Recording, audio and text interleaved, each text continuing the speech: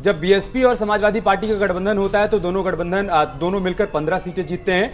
लेकिन जब कांग्रेस और समाजवादी पार्टी का गठबंधन लोकसभा चुनाव के लिए होता है तो क्या वोटर के मन में यह बात थी कि नहीं, हम दिल्ली की सत्ता के लिए चुनाव कर रहे हैं और वहां पर बीजेपी के मुकाबले अगर कोई बड़ी पार्टी है तो कांग्रेस पार्टी है। इस वजह से हम देख पा रहे हैं कि कांग्रेस के कैंडिडेट 6-7 सीटों पर इस वक्त आगे चल रहे हैं। अमित जी देखिए, ऐसा है कि अगर देश की चर्चा की जाए तो नो डाउट कांग्रेस एक मुख्य विपक्षी पार्टी और उसको माना भी जाता। अगर बोल दे कि अब कांग्रेस नहीं है तो ये मानने को मैं तैयार नहीं हूँ। जहाँ तक चर्चा हो रही थी 2 दूनी 4 नहीं होता राजनीति में, लेकिन यहाँ पे समझने की जरूरत है 2019 का जो समीकरण था उसमें जो बसपा के वोटर थे वो समाजवादी में नहीं आए थे, लेकिन समाजवादी के वोटर बसपा में शिफ्ट हुए थे। तो ये कारण था हार जीत का। वहां पे आप देखिए बसपा वाले ज्यादा जीते थे और समाजवादी वाले कम जीते थे। ये जो समीकरण है कहीं ना कहीं no doubt Bharatiya Janata party से एक चूक हुई है। जो समीकरण बताते हैं नॉन जाटव वोट है वो भारतीय जनता पार्टी की तरफ आया है, जाटव वोट जो है ज्यादा इंडिया अलायंस की तरफ गया। नंबर 2, मुस्लिम एक तरफा जो वोट है मुस्लिमों का, वो चाहे वो 2% हो चाहे 25% हो 10% हो, क्षेत्र के अनुसार वो सीधे सीधे वहां से टैली स्टार्ट होती है इंडिया अलायंस की, वो फैक्टर है। ओबीसी में आप देखेंगे ओबीसी नो डाउट इस बार मोदी जी पे विश्वास जताया है, लेकिन एससी वोटरों का जो वोट था जो पिछली बार 2019 में एनडीए को मिला था, इस बार वो शिफ्ट करके इंडिया अलायंस की तरफ चला गया, तो वो कहीं ना कहीं डेंट किया। नंबर 3, जब हम आपने देखा कि राजपूतों का एक जो आंदोलन चल रहा था वो भी कहीं ना कहीं फैक्टर बना है। वो जो पूर्वांचल क्षेत्र वहाँ पर राजपूत बहुल है, चाहे मध्य उत्तर प्रदेश को देख ली वहाँ पे भी राजपूतों का बहुल माना जाएगा। चौथी जो महत्वपूर्ण बात है जिसको हारने का मुझे लगता है कारण कि निष्क्रियता, जो नेताओं की निष्क्रियता। देखिए चुनाव में टैली आप 307 का देखें या 350 का देखें, ये मोदी जी का है, ये उत्तर प्रदेश के किसी भी लीडर का नहीं है। इसमें एक बात जोड़ना चाहूंगा संजय जी। देखिए मैं जब लोगों के बीच में जा रहा था लोग कह रहे थे देखिए 2014 में एक लहर जैसी बात थी, क्योंकि प्रधानमंत्री मोदी एक चेहरे के तौर पर, बड़े चेहरे के तौर पर आए देश की जनता के सामने और उनको लेकर एक लहर बनी। 2019 में पुलवामा हो गया, एक राष्ट्रभक्ति वाली भावना लोगों के मन में जागृत हुई और फिर वो लहर जैसी स्थिति देखने को मिली। लेकिन 2024 के चुनाव में लोगों ने कहा कि ये असल चुनाव है। इस बार हम मोदी और योगी का चेहरा देख रहे हैं, लेकिन साथ ही साथ हम ये भी देख रहे हैं कि वो कौन सा कैंडिडेट है जो हमारे सामने चुनावी मैदान में। ठीक है, हम उनसे डिस्कनेक्ट होकर गठबंधन से कनेक्ट नहीं हो जाएंगे, लेकिन हम ये जरूर देखेंगे कि किस प्रत्याशी को बीजेपी ने चुनावी मैदान में उतारा है। ये एक बड़ा फैक्टर रहा। बिल्कुल अमित जी, आपने सही बोला है कि आप पूरा देख लीजिए। मैं उत्तर प्रदेश की बात नहीं करते हैं, पूरे देश की अगर चर्चा कर लें तो आप महाराष्ट्र में इसी तरह का डेंट देख रहे होंगे। उद्धव गुट को ज्यादा सीट मिल रही है, शिवसेना के शिंदे गुट को कम मिल रही है, क्योंकि उनके पास लास्ट मोमेंट तक कैंडिडेट नहीं थे, किसको खड़ा करे किसको ना खड़ा करे। वही सिनारियो आपको बिहार में देखने को मिल रहा है, जेडीयू के साथ डेंट हो रहा है। वही सिनारियो आप बंगाल में जाके देखिए, वहां पर भी भारतीय जनता पार्टी को डेंट हो रहा है। तो डेंट जहां पे भी हो रहा है तो सीट सिलेक्शन की बात हो रही है, कैंडिडेट की बात हो रही है। जहां तक स्पेसिफिक हम उत्तर प्रदेश की अगर चर्चा करें तो उत्तर प्रदेश में नो डाउट लोगों में बहुत नाराजगी है कैंडिडेट को लेकर। कई ऐसे कैंडिडेट हैं जिनको अगर भारतीय जनता पार्टी या नरेंद्र मोदी का नाम ना हो तो हो सकता है 5000 वोट नहीं पाते, और वो ऐसे नेता हैं कहीं ना कहीं आप देख रहे हैं कि हारने के कगार पे या हार की तरफ बढ़ते हुए हैं। तो ये सब चीजें भारतीय जनता और जो लहर में जीत जाया करते थे मनीष शुक्ला जी, इस बार बात उनके चेहरे पर आ गई। लोगों ने कहा कि ठीक है लहर वहर तो एक अलग बात है, लेकिन इस बार हम ये देखेंगे कि ये जिस प्रत्याशी के लिए हम वोट करने जा रहे हैं ये वही प्रत्याशी है नहीं जो चेहरा हम चाहते थे। एक तो इस पर आप जवाब दीजिए। दूसरा, क्या बीएसपी का फाइट में नहीं होना आपको डेंट कर रहा है? मनीष शुक्ला जी। देखिए अमित जी, लगातार मैं इस बात को कह रहा हूं कि जब तक फाइनल रिजल्ट नहीं आ जाता कौन कहां से जीता, जब तक ये बात रिजल्ट में सामने नहीं आती तब तक इस बात पे डिबेट करना कम से कम प्रवक्ता के नाते हमारे लिए ठीक नहीं है जी। और चुनाव में भारतीय जनता पार्टी ने पूरी पारदर्शिता से टिकट दिया। हमारे यहाँ टिकट देने की एक पारदर्शी व्यवस्था है, उसके आधार पर भारतीय जनता पार्टी ने प्रत्याशी तय किए।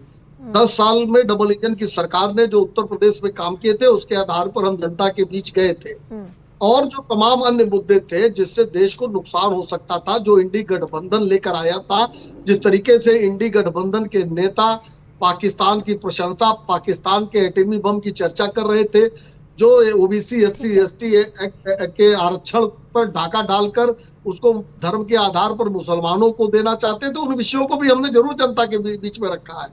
और हमको पूरा भरोसा है कि देखिए जनता बहुत सुधी होती है।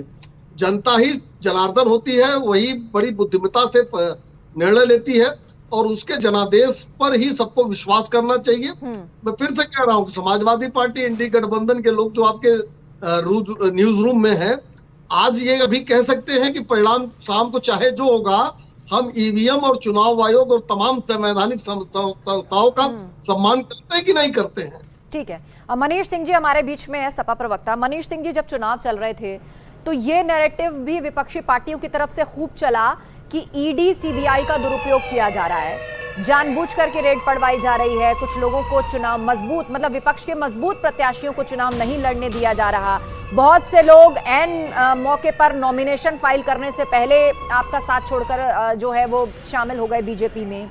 किसी ने चुनाव लड़ने से इनकार कर दिया, किसी के प्रस्तावकों ने बैकआउट कर दिया। ऐसी ऐसी भी विचित्र घटनाएं हमने इस चुनाव में देखी।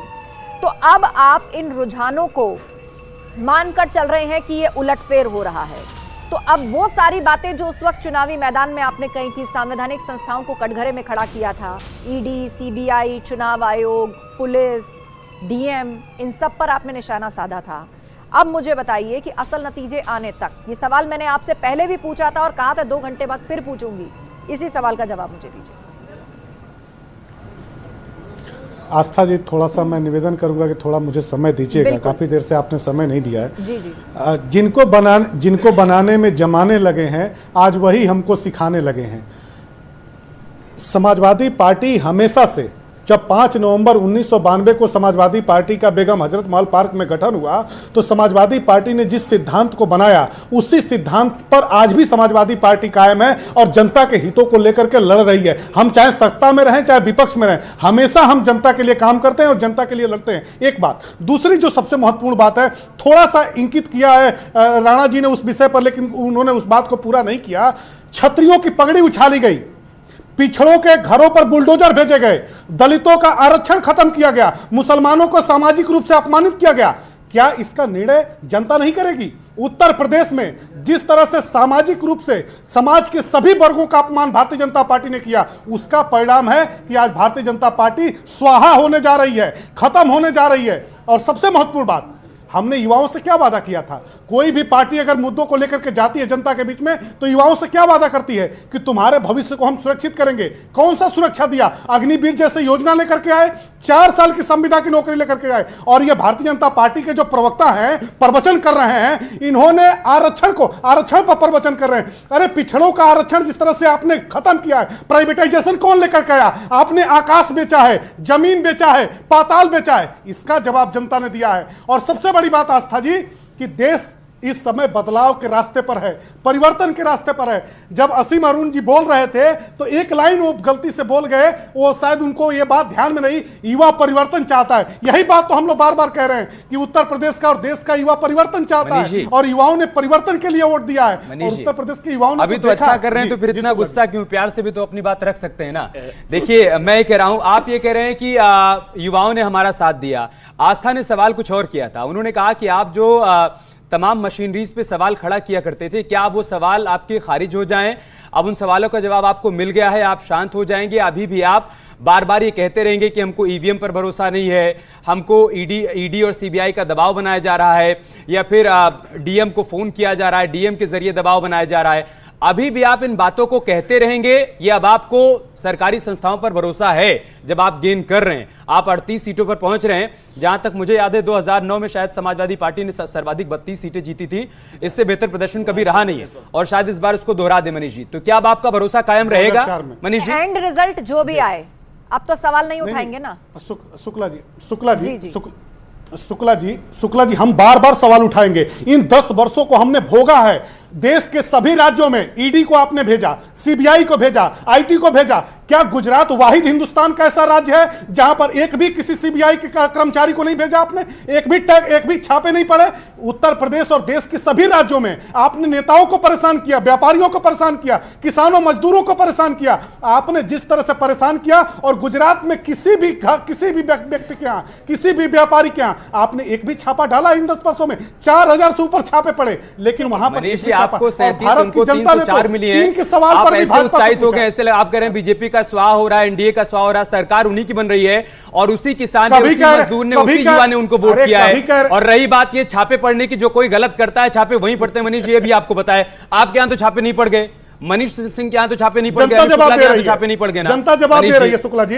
जब जनता साइकिल जवाब से दे कोई रही है। नेता फॉर्च्यूनर पर घूमने लगता है तो उसी जनता के मन में सवाल आता है कि नेताजी जो कल तक साइकिल नहीं खरीद सकते थे, आज वो फॉर्च्यूनर पे घूम रहे हैं, कहां से घूम रहे हैं? और उनके यहाँ छापा पड़े तो आपको इस बात से तकलीफ अरे हो रही है? भारतीय जन- अरे शुक्ला अरे जी, वो किसी भी दल शुक्ला के हो जी, सकते हैं भारतीय मनीष जी, जनता पार्टी मैंने के ये नहीं नेताओं कहा। को देखिए, आपने कहा ना जो कि पैदल ईडी सुन और लीजिए, सीबीआई के जो छापे पैदल क्यों पड़ रहे हैं? करते थे, वो छापे उन्हीं के यहाँ काली पड़ते काली हैं जो गलत होता है उसी के यहाँ। आप दोनों